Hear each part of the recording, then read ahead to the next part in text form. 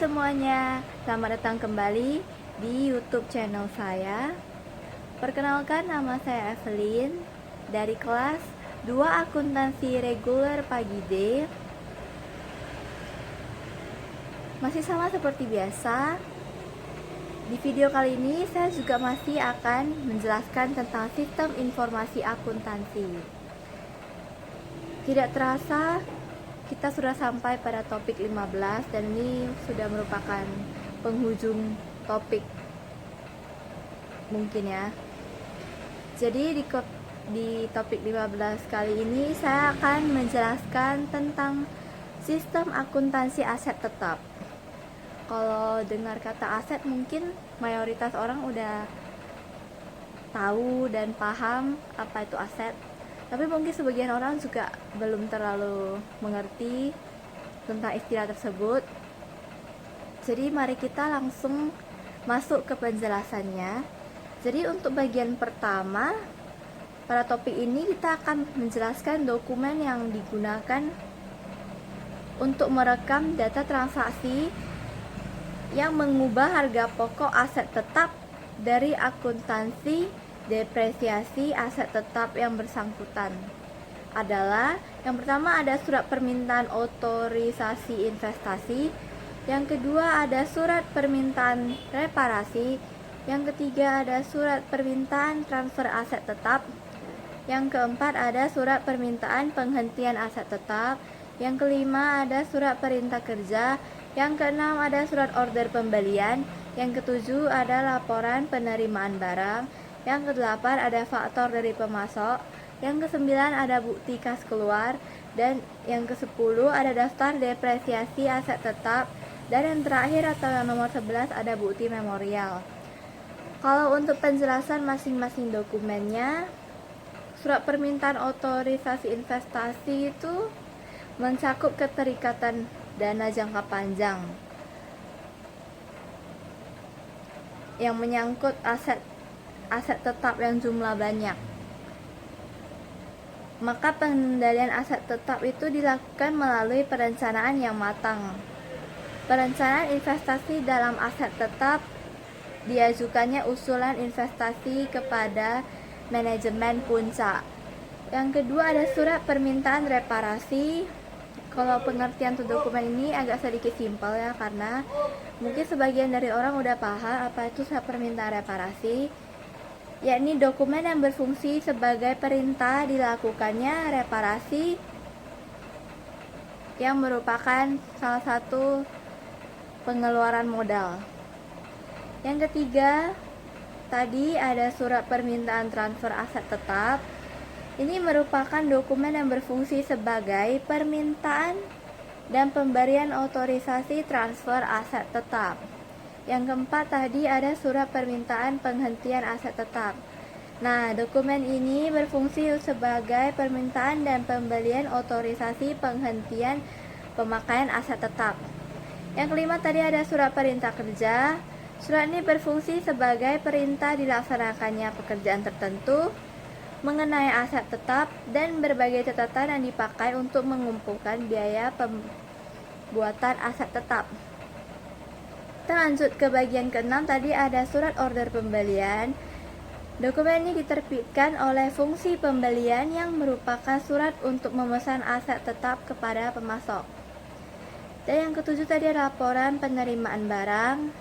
Dokumen ini diterbitkan oleh fungsi penerimaan setelah fungsi ini melakukan kuantitas, mutu, dan spesifikasi aset tetap yang diterima oleh pemasok.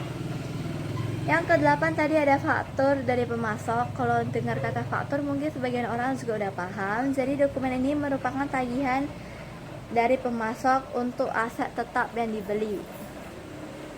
Yang kesembilan tadi ada bukti kas keluar. Apa itu? Jadi dokumen ini merupakan perintah pengeluaran kas yang dibuat oleh fungsi akuntansi setelah dokumen surat permintaan otorisasi investasi, surat order pembelian, laporan penerimaan barang, dan faktur dari pemasok diterima dan diperiksa oleh fungsi tersebut. Yang ke-10 tadi ada daftar depresiasi aset tetap. Dokumen ini berisi jumlah biaya depresiasi aset tetap yang dibebankan dalam periode akuntansi tertentu. Dan yang terakhir ada bukti memorial. Ini digunakan sebagai dokumen sumber untuk pencatatan transaksi depresiasi aset tetap atau harga pokok aset tetap yang telah selesai dibangun, pemberhentian pemakaian aset tetap, dan pengeluaran modal. Langsung saja kita masuk ke bagian kedua dari topik ke-15 ini, yaitu catatan akuntansi. Jadi catatan akuntansi pada sistem akuntansi aset tetap itu ada 3. Yang pertama ada kartu aset tetap. Catatan akuntansi ini merupakan buku pembantu aset tetap yang digunakan untuk mencatat data yang bersangkutan dengan aset tetap tertentu. Yang kedua ada jurnal umum. Mungkin kata jurnal umum sudah sering didengar oleh mayoritas orang dan diketahui apa itu jurnal umum. Jadi jurnal umum digunakan untuk mencatat transaksi harga pokok aset tetap yang telah selesai dibangun, biaya-biaya untuk pemasangan dan pembongkaran aset tetap, penghentian pemakaian aset tetap, dan depresiasi aset tetap. Yang ketiga ada register bukti kas keluar. Ini digunakan untuk mencatat transaksi pembelian aset tetap dan pengeluaran modal yang berupaya pengeluaran kas.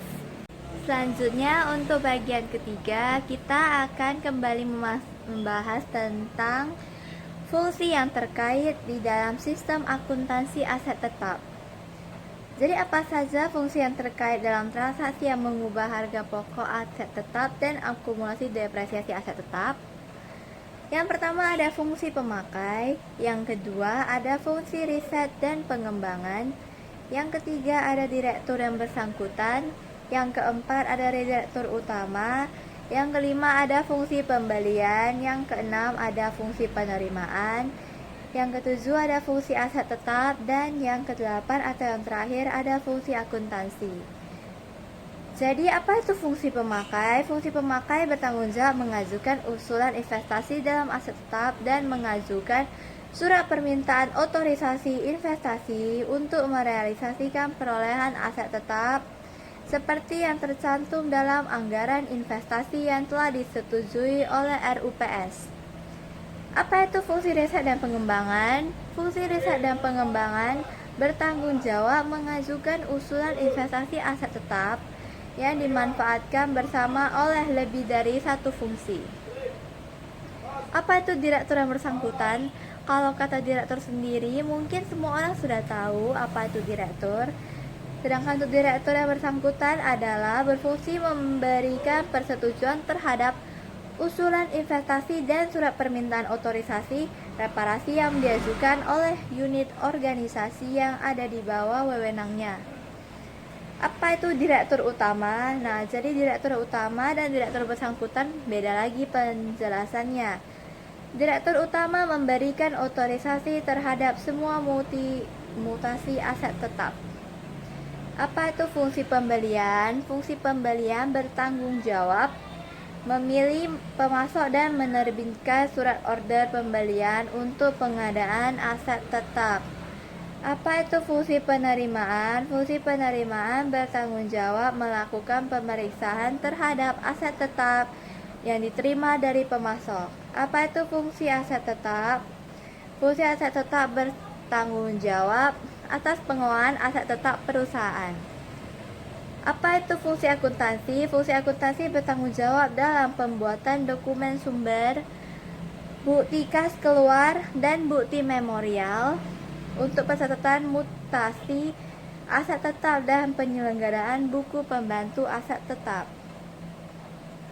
Selanjutnya kita akan masuk ke bagian keempat, yaitu jaringan subsistem yang membentuk sistem akuntansi aset tetap adalah: yang pertama ada sistem pembelian aset tetap, yang kedua ada sistem perolehan aset tetap melalui pembangunan sendiri, yang ketiga ada sistem pengeluaran modal, Yang keempat ada sistem penghentian pemakaian aset tetap.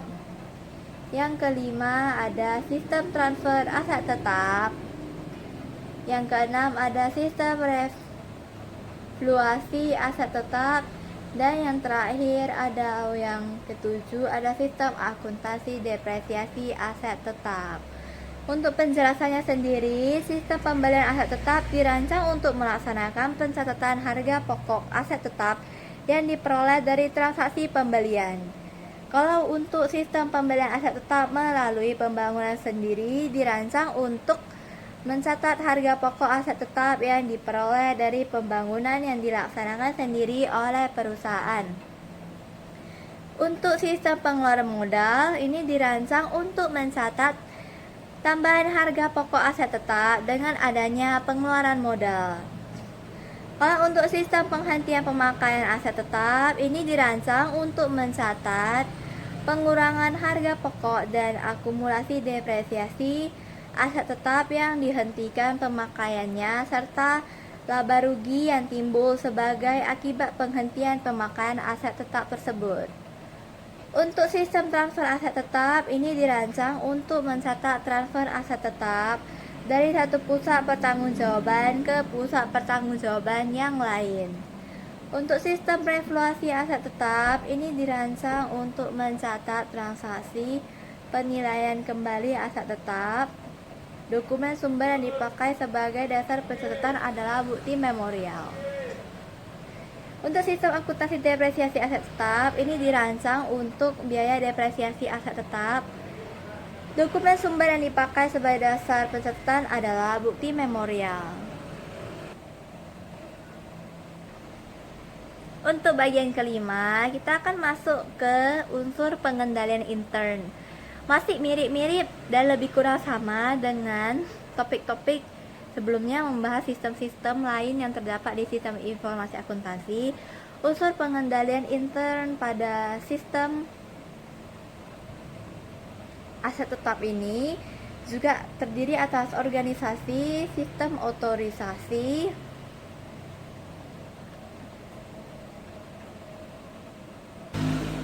prosedur pencatatan, dan praktik yang sehat. Untuk penjelasannya sendiri, untuk organisasi, pemakaian aset tetap harus dilaksanakan oleh lebih dari unit organisasi yang bekerja secara independen. Untuk menciptakan pengecekan intern dalam setiap transaksi yang mengubah aset tetap, unit organisasi dibentuk sedemikian rupa sehingga tidak ada satupun transaksi yang mengubah aset tetap yang dilaksanakan secara penuh hanya oleh satu unit organisasi saja. Kalau untuk penjelasan yang selanjutnya, penjelasan tentang sistem otorisasi.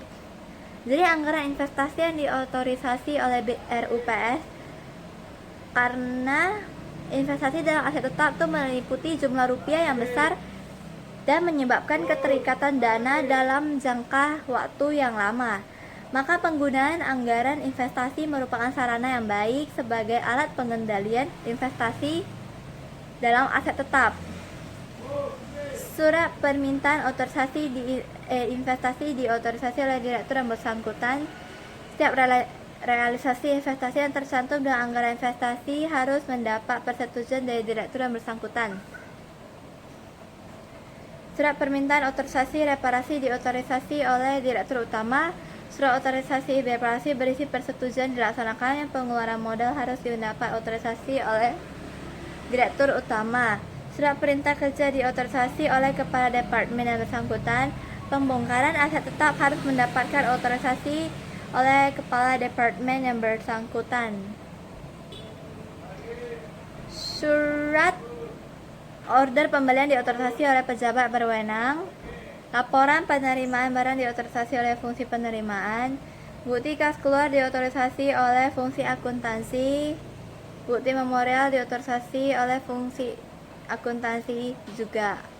Selanjutnya untuk prosedur pencatatan, setiap pemutakhiran data yang dicatat dalam kartu aktiva tetap harus dilaksanakan fungsi akuntansi dan harus didasarkan pada dokumen sumber yang diotorisasi oleh pejabat yang berwenang serta dilampiri dokumen yang pendukung yang sah. Untuk praktik yang sehat, pengawasan internal baik, mensyaratkan data dalam kartu aset tetap secara periodik dengan aset tetap secara periodik dicolokkan dengan aset tetap secara fisik. Untuk bagian terakhir atau bagian ke-6, kita akan bahas tentang rangkuman. Kalau untuk rangkuman sendiri mungkin bisa kita buat masing-masing sesuai dengan penjelasan yang sudah saya jelaskan dari bagian pertama sampai bagian kelima. Jadi sampai di sini dulu video saya kali ini. Semoga bermanfaat dan sampai jumpa kembali di video-video saya selanjutnya.